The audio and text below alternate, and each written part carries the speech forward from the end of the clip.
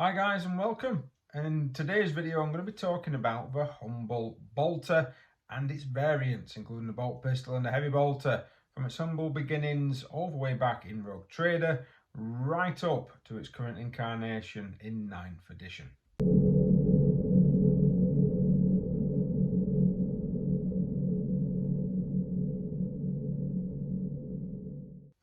So yes, this video I'm going to be talking about the bolter, or the bolt gun, or sometimes referred to as the blaster. This is going to be the incarnations from Rogue Trader right up to 9th edition. I'm going to be looking at, because I thought the bolter was just a bit too generic. So I'm going to be looking at how Games Workshop has described the bolter and the heavy bolter and the bolt pistol, all the way from its early beginnings in the game of Rogue Trader. I know apparently the bolter may have appeared in another game before, that was written before Warhammer 40,000. I'm not going to be looking into that. I'm just going to be looking into the weapons of 40k from then right up to today's edition, to be honest. So the idea is mainly just have a look at what kind of the bolter would do, what it was, and how it normally affects, how it sort of is represented in today's game, and kind of comparing the two. So we're going to start our journey on page 70 of the original Rogue Trader rulebook. This is one of the first instances I found of the humble bolt gun.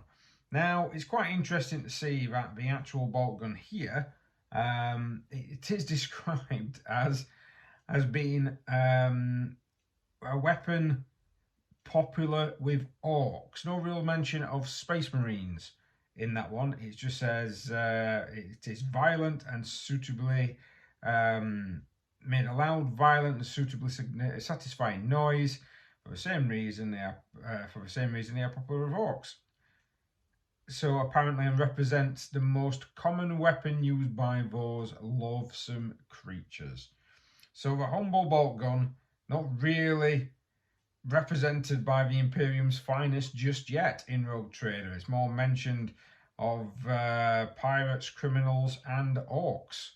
That's quite interesting to see that it wasn't a weapon commonly sort of found in the hands of Space Marines to start off with, even though they would be the ones that would be the poster boys to have actually the weapon. As you can see from its stat line, that has not really changed much over the years. 0 to 12 short range, 12 to 24 long range, and a +1 at short range. Strength 4 only does 1 damage, but a lot of people nowadays actually do state that bolters should have a minus. Look at this. Back in the early days of Rogue Trader, bolters did have a -1. Next up, we find the humble bolt pistol on page 75 under close combat weapons. Surprisingly, this actual gun, although quite synonymous with a lot of races in later years, only had a very tiny mention, and of course doesn't even have an image to show for itself. A sling or an antique pistol gets an image, but the humble bolt pistol does not. Now, it's again, you'll find a lot of the weapons from this particular era, especially sort of like Rogue Trader, it was just getting into it. It doesn't really have much in the way of classification or description. But it basically talks about it being, favoured amongst, these are smaller, more compact, and favoured amongst same sort of creatures. So it basically states that this is a weapon for pirates, thieves and orcs. Not really the weapon that you would find in the Emperor's Finest, even though the models did have them.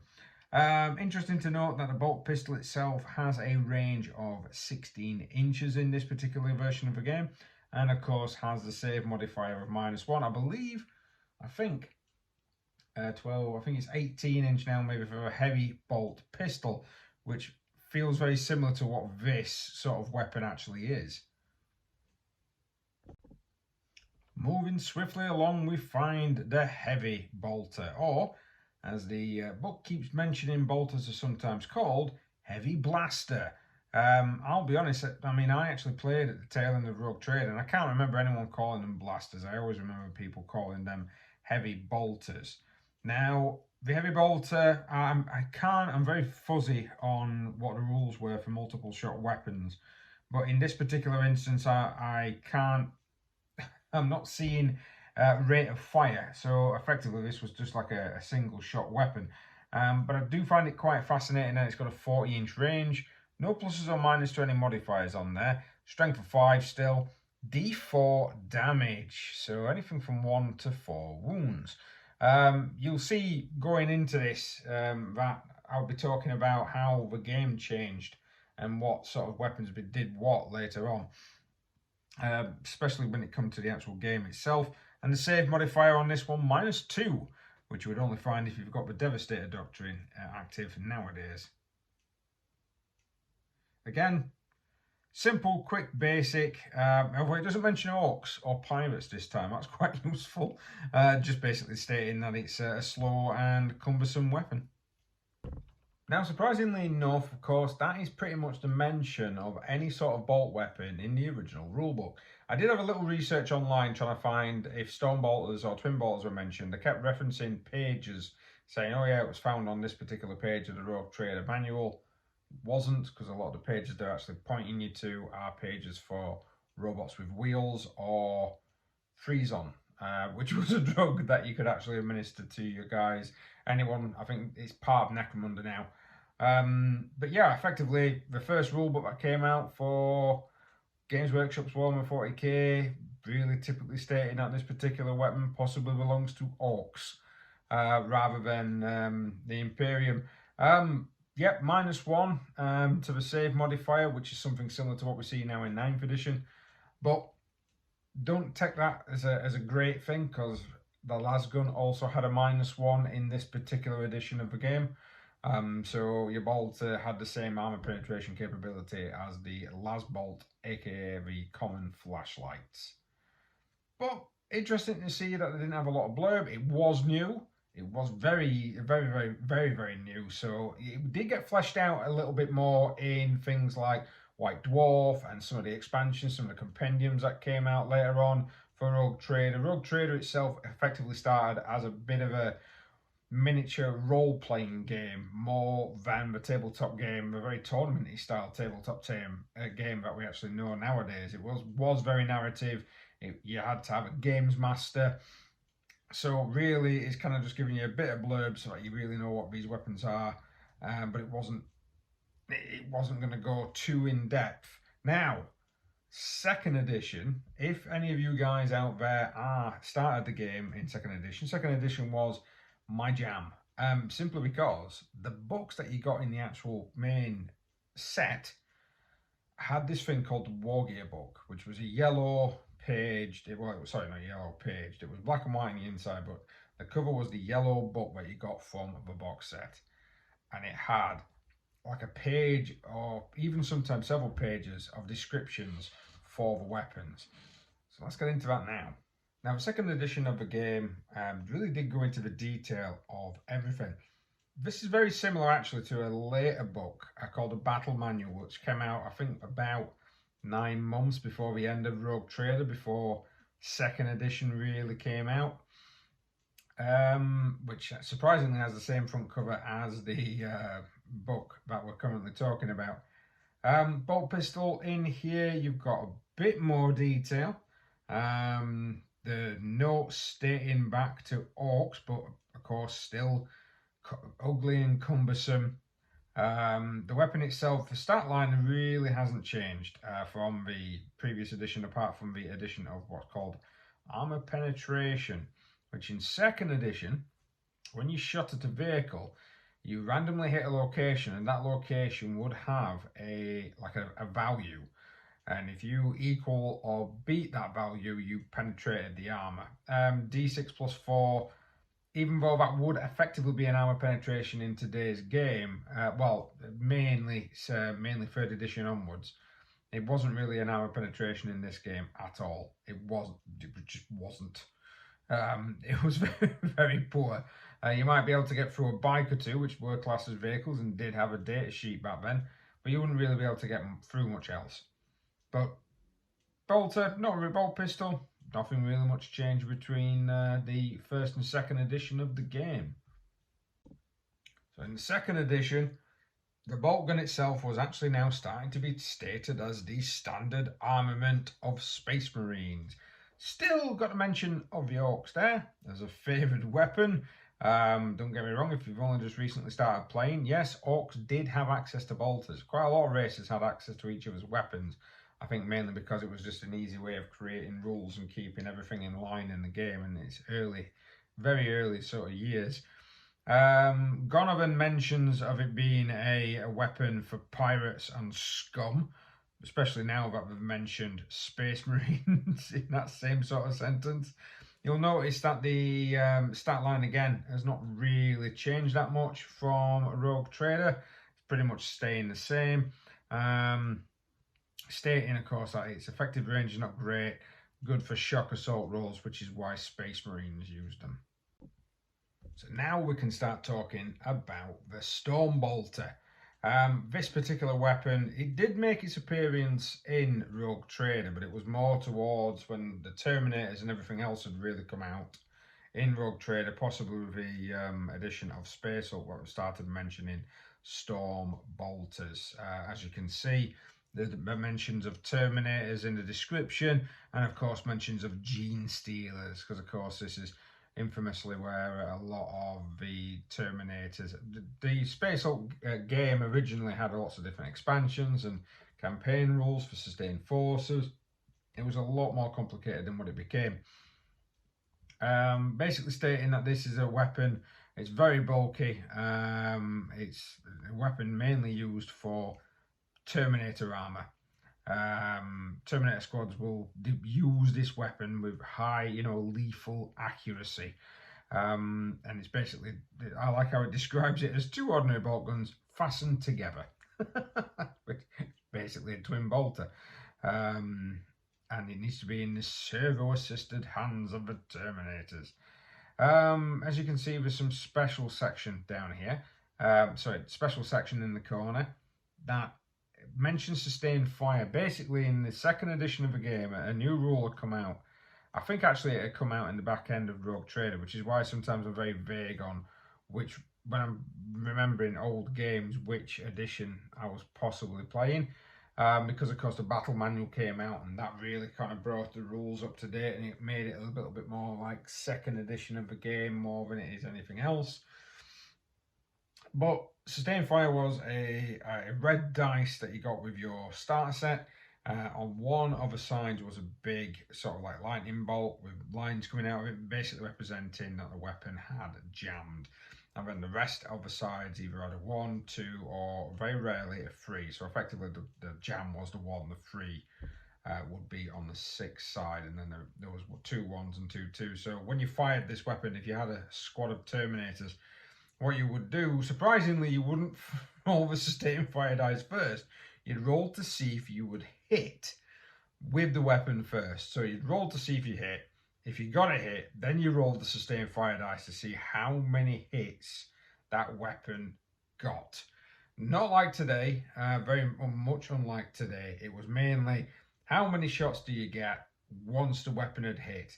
Shuriken catapults also had Sustained Fire dice. They were pretty lethal in this particular game. So you'd roll to hit any 3 pluses or 2 pluses, but again, cover could minus that as well. You would just roll the Sustained Fire dice, and that's how many hits you would get. So the heavy bolter in this edition, as you can see from here, got a really big, full A4 page description with special rules for also the Hellfire shells that you could actually fire from the heavy bolter. The heavy Hellfire shell itself wasn't just for Space Marines. It could be used by anybody that really had access to Hellfire shells, which I believe at the time as well also included stuff like Gene Stealer Cult and Imperial Guard. They could have also access to Hellfire shells, which was a blast weapon.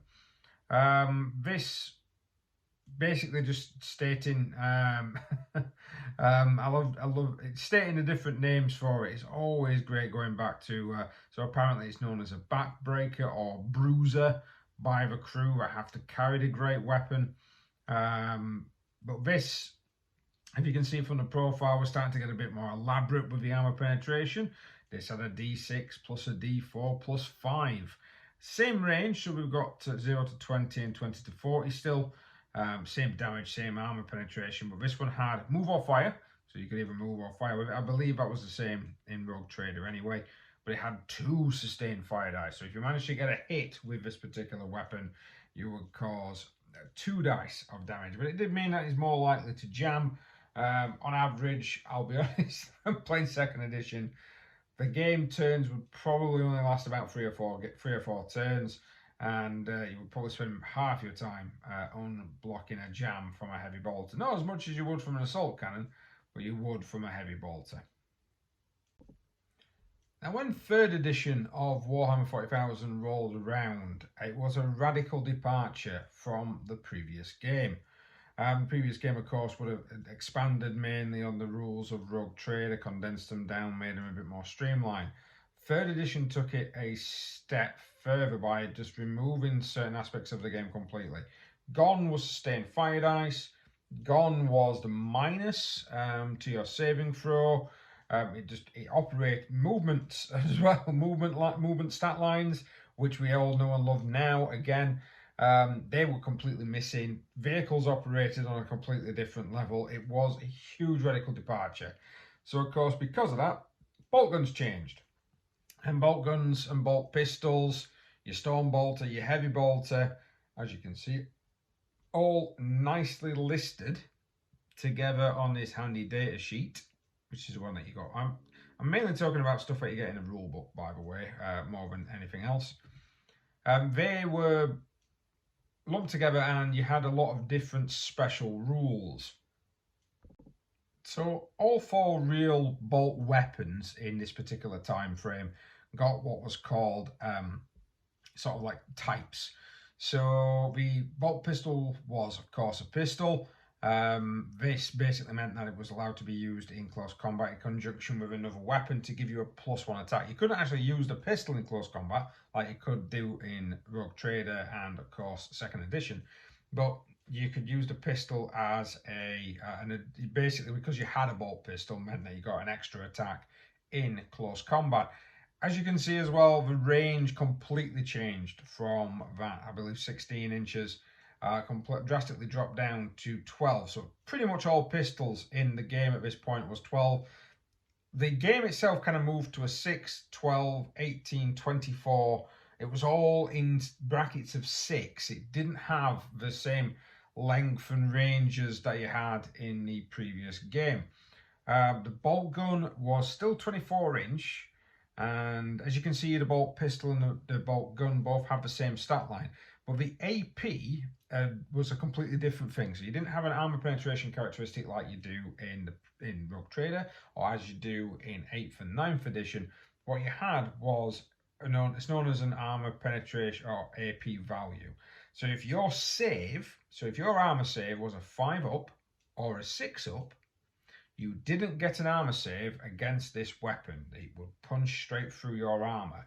But if your save was better than a 5, better than the AP of the weapon, you would still get your save. So if you shot, as an example, Elder Dire Avengers at the time had a save of 4+, the bolt gun, you would still get that 4+ save.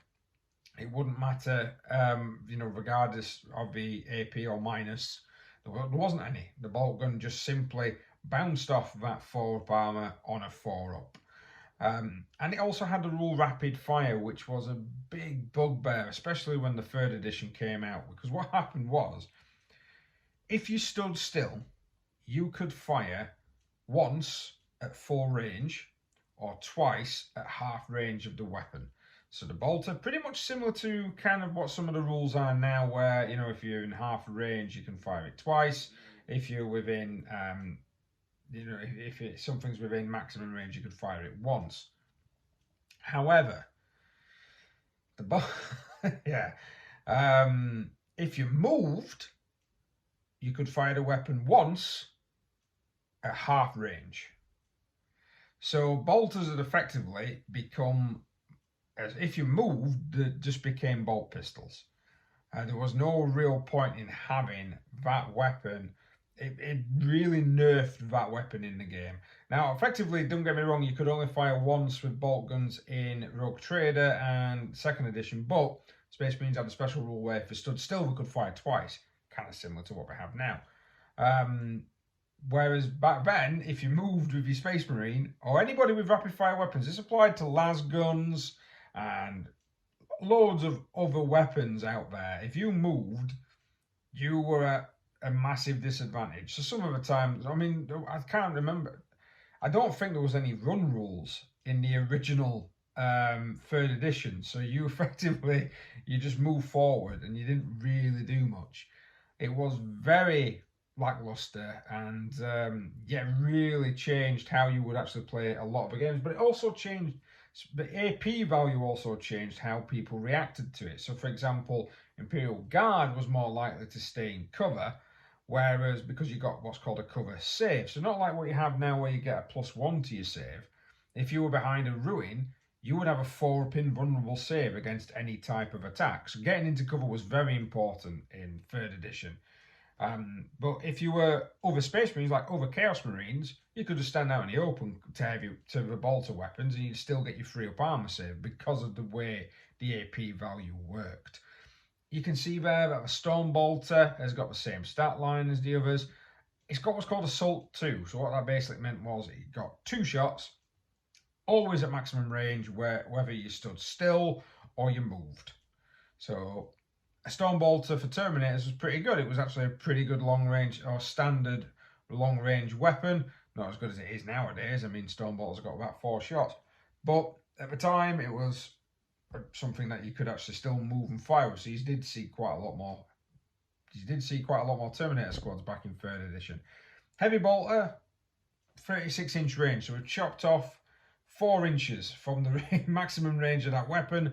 No pluses or minuses, of course, for range. It just basically, you always hit on a 3. There was no minus for cover because of the way the cover saves worked in the game. AP4. So, yep, you could hit and destroy people. Those carapace armors would be gone, but power armor and even Terminator armor would still sit there with a 3-up or even 2-up save.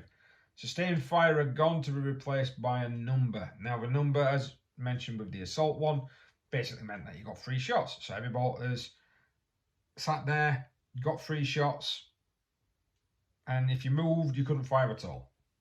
That was it. End of. If you moved, I think if any member of the actual squad moved as well, you could not fire any heavy weapons.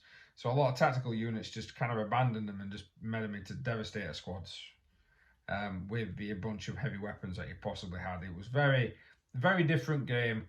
Very short range at times unless you stood still or got into a position. And I'm going to mention Orc Weapons at this time because this is the time when Orc Weapons completely changed really from the Space Marine weapons. So Orc Weapons, as you can see, effectively were kind of rubbish versions of the bolter. They still had pistol. The shooter was a rapid fire weapon, so if you moved again, you could only fire 12 inches, and it didn't matter. I think it was actually just 12 inches. It didn't say half. I think it was just 12 or maximum range. So shooters, which were the equivalent of bolters, they were only AP6, and Imperial Guardsman did actually get his 5-up armor save against those. And the big shooter, even though it dropped an AP, became an assault weapon. So this is where you started seeing squads of orcs carrying a lot more big shooters or old school heavy bolters, because of course they were a mobile weapon for those guys. Still kind of trying to differentiate, trying to change the weapons between each of the races.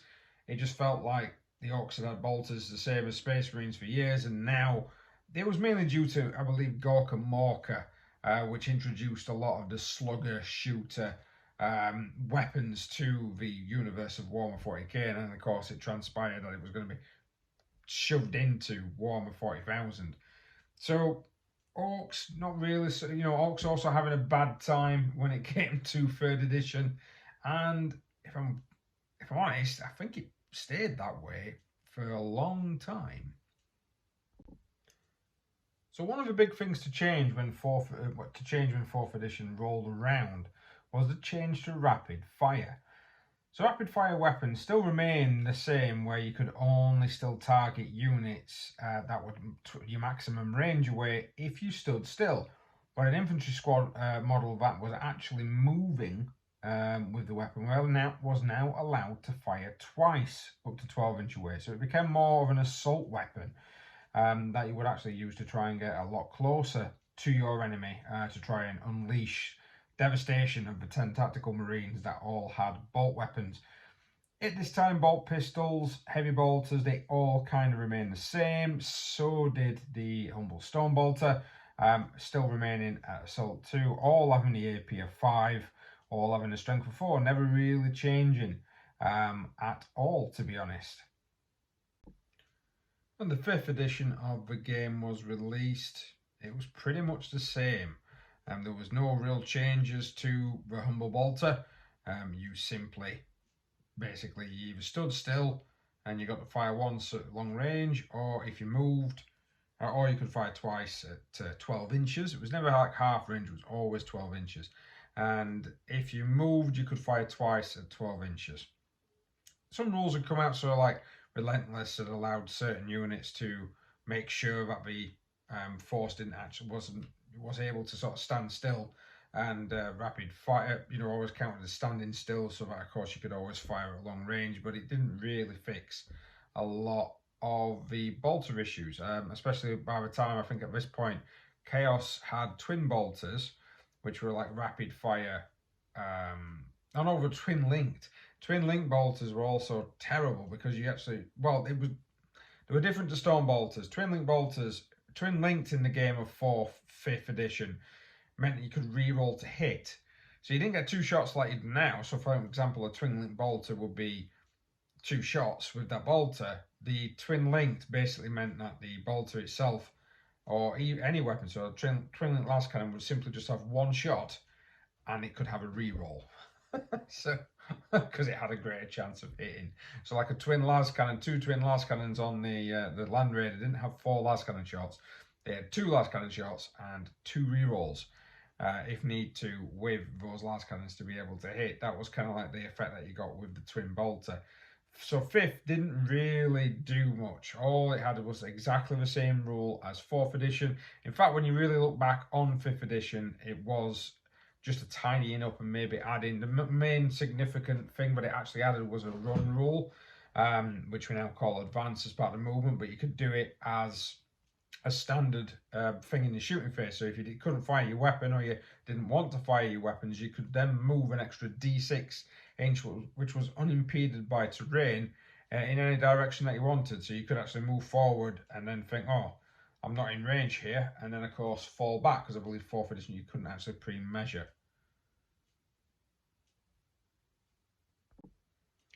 Now when 6th edition of the game came out, the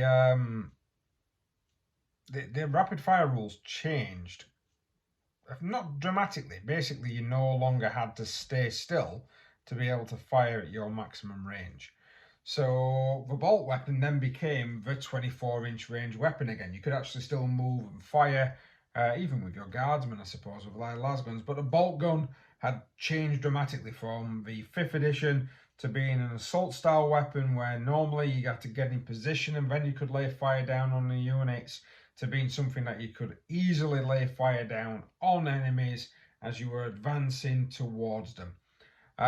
Snap shooting also became a thing at this moment in time, allowing heavy weapons to be able to move and fire. You needed 6s, but you could actually have a unit that could actually now move and fire with the heavy weapons. So the heavy bolt are going to become a bit more portable. But the stat lines, again, just completely did not change. You still had the same AP values, you had the same ranges, you had the same strengths, you had the same amount of shots for things like stone bolters, and also for your heavy bolters. They really did not change at all. And if I'm honest, 7th edition did not change this either. It basically kept pretty much all the same rules, or just clarified a lot, or tried to tidy up a lot of the mess that 6 had become. Because effectively, when we actually look back, 3rd edition, this was still the 3rd edition of the game. It was not a brand new game. It was a reworking of the original rule set that was released back when it was 3rd edition. So effectively, it was kind of like 3.4, I think Mark was 3.1, 3.2, 3.3, 3.4 maybe. By the time I got to 7th, brain maths, what are you doing? So nothing changed. Nothing for that humble bolt, that bolt weapon that was supposed to be synonymous with the Space Marines. Didn't really get much on the way of changing. It still had a rapid fire, but at least now with 6th and 7th edition, you could actually still move and fire with the damn thing up to 24 inches. And also they changed the halfway, so like units that had like a longer range to this particular weapon could now start firing at half range, which so like a tower weapon would be able to fire up to 15 rather than it just being limited to the 12.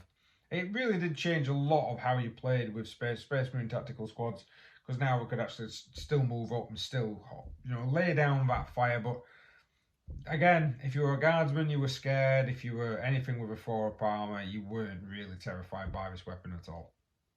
Now I've breezed through the 3rd, 4th and 5th and even 6th and 7th iterations of Warhammer 40,000, because effectively from the 3rd, as I've said previous, it's all the same sort of book. And the bolt gun and the Space Marines really didn't change. That all changed when 8th edition came out. When 8th edition came out, we were introduced to the Intercessor Squad. Normally, you know, basically hosted by the Primaris Marines. Now, these Primaris Marines came with new bolt weapons. This is the first time in a long time where the humble bolter had been changed. So no longer had you got, well, you still got the humble bolt gun. This, of course, existed in your tactical squads, and this weapon it came with 0 AP. So you pretty much got your save every time you actually got hit by this mass reactive bolt round. The bolt gun itself was 24 inches, rapid fire 1, which basically meant that at half range you got twice as many. You got ×2 the amount of shots. That really helped with storm bolters, because storm bolters really have been upgraded. I keep saying that all the time. Sorry, really. They have actually been upgraded in 8th edition because they actually got rapid fire 2. So we've got 2 shots at long range, 4 shots when they got to half range. That's not including the rules changes that came later on, allowing Terminators to gain rapid fire at maximum range even if they moved. But back to the Intercessors, this new Primaris squad that was like Marmite. You either loved them or you hated them. I just added them to my existing Space Marine army, and they came with a flavour, a lovely variety of different bolt weapons. The first off, of course, you've got your Assault Auto Bolt Rifle. This is a Assault 3 weapon, which I now believe probably got even worse. And you've got your regular bolt rifle. This is basically your bolt gun from Rogue Trader, apart from it's got a 30-inch range. Half range you've got in 2 shots, and of course you've got the -1. So effectively they've now renamed the blaster, as it was known back in the Rogue Trader days, and is now the bolt rifle for all new Space Marines. You've also got the Stalker pattern bolt rifle. Now this was a heavy weapon. When 8th edition of course came out, this was pretty much like a low-end heavy bolter, but actually caused 2 damage. So it was actually better than heavy bolters, as heavy bolters in this particular edition still only caused 1 wound. They had a minus, which was great, but still it was only a -1. They had a strength of 5, they had 3 shots, so that's not really, this is really more of a hybrid between the 7th/3rd up to 7th edition, and then the second, the 1st and 2nd edition of the actual weapon. But in the old version, it got a -2. That was now given to the Stalker bolt rifle. So it became a very exciting time for bolt weapons during the start of 8th edition. And of course, you actually got some new Space Marines. You were getting new Space Marine models all the time, but these were brand new rules, new weapons, a variety. You even started getting, heavy bolt pistols, which kind of really resembled more of the original bolt pistol again. So it was if these new Primaris Marines are actually gaining access to equipment that existed many, many millennia ago in the days of Rogue Trader. And now they were getting them in this edition of the actual game.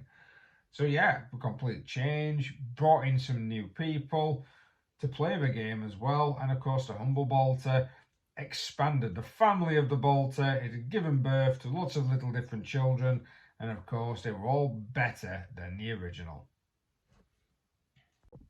Now with the advent of 9th edition, the amount of bolt weapons, variety of bolt weapons that all do different things has completely changed from the original 3 that we had in Rogue Trader. Don't get me wrong, the Humble Bolter is still 24-inch range, it's still strength 4, 1 damage and no minus, which really is kind of what it has had for many, many years. It's not really changed.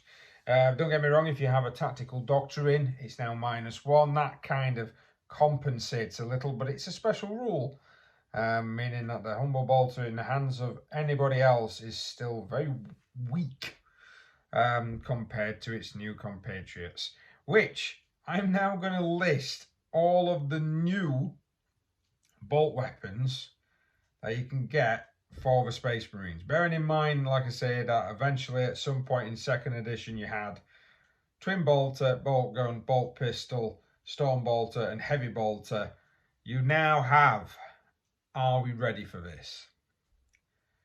Absolver Bolt Pistol, Assault Bolter, Auto Bolt Rifle, Bolt Carbine, Bolt Pistol, Bolt Rifle, Bolt Sniper Rifle with Executioner Round, Hyperfrag Round and Mortis Round, Bolt Gun, Bolt Storm Gauntlet, Executor Bolt Rifle, Executor Heavy Bolter, Hammerfall Heavy Bolter Array, Heavy Bolt Pistol, Heavy Bolt Rifle, Heavy Bolter, Hailstorm Bolt Rifle, Hailstorm Heavy Bolter, Hurricane Bolter, Instigator Bolt Carbine, Marksman Bolt Carbine, Mastercrafted Auto Bolt Rifle, Mastercrafted Bolt Gun, Mastercrafted Heavy Bolt Rifle, Mastercrafted Instigator Bolt Carbine, Mastercrafted Oculus Bolt Carbine, Mastercrafted Special Issue Bolt Pistol, Mastercrafted Stalker Bolt Rifle, Oculus Bolt Carbine, Special Issue Bolt Carbine, Special Issue Bolt Pistol, Special Issue Bolt Gun, Stalker Bolt Rifle, Storm Bolter, Tempest Bolter, Twin Auto Bolt Rifle, Twin Bolt Rifle, Twin Bolt Gun and Twin Heavy Bolter. Well, I'm hoping I've captured all the bolters on that one. There's probably more to come out because there will be new Space Marine units, possibly next week, from me talking about it. Always is. Ooh, that's a hell of a lot of bolt weapons. So 9th edition has brought us, I think, more than 40 new bolt weapons, not including relics. That's a big increase. That's a 10-fold increase from the... well, no, even more, because it was 3 weapons to start with, wasn't it? The Bolt, Pistol, Bolter, and the Heavy Bolter. And now we have more than 40. So the Imperium of Man doing well and creating these weapons. I understand creating different weapons for the game. You're wanting people to purchase the new equipment, and you're wanting a nice variety of equipment in your Space Marines. They are the poster boys after all, and you have had the same weapon for a lot of years. But come on, Workshop, give a Humble Bolter just a -1, please, please. Well, thanks very much for watching this, guys. For me, having a look back at the Humble Bolt Gun through the editions of the game that I have played. Yes, I did play in Rogue Trader. Look at me, I am old. So I'm also from Yorkshire, so I don't take age gracefully at all, and nor do I actually take spending money gracefully at all. But there we go. But yeah, thank you very much for watching. This has been my rambling session on the Humble Bolt Gun. I will be doing more weapons. I'm going to be looking at a lot of the basic weapons first, and if I can, I might group some together. So I might, like, for example, group some of the Shuriken weapons together for the Eldar. I might even start looking at some of the tower weapons, because they didn't really come into it until kind of like the tail end of 3rd edition. So it's quite weird to see their transition, because we didn't actually get the 1st and 2nd edition with the minuses, because a lot of the rules that you will find in 9th edition are very much sort of like that back in time to the 2nd edition of the game, which I might even start having playing some of the 2nd edition missions. That'd be quite cool, wouldn't it? Well, thanks very much for watching, guys. Please like, share, subscribe, hit that notification button if you do want to see more. I'm going to try and get a bit more rambling out there. I quite enjoy doing it. I know I don't really get the views for it, but it's good just to be able to put some stuff out there. And of course, going into the bolters has really brought that nostalgic smile back to my face, especially looking at the old school War Gear book. Yeah, I really enjoyed those books. I actually held on to those books for a long time after 2nd edition finished, because 3rd edition, even 4th edition, just didn't have any bomb fit. Any lore was completely missing. It didn't really give you a description of anything, whereas those books, I think it was called Imperialis Codex, maybe? And the War Gear book had a vast knowledge of information that you could just keep reading and finding something new. But hey, never mind. Now we've got the internet, and now it's all out there, so you've still got your lore, which is always a great thing. Well, thank you very much, guys. We'll see you next time.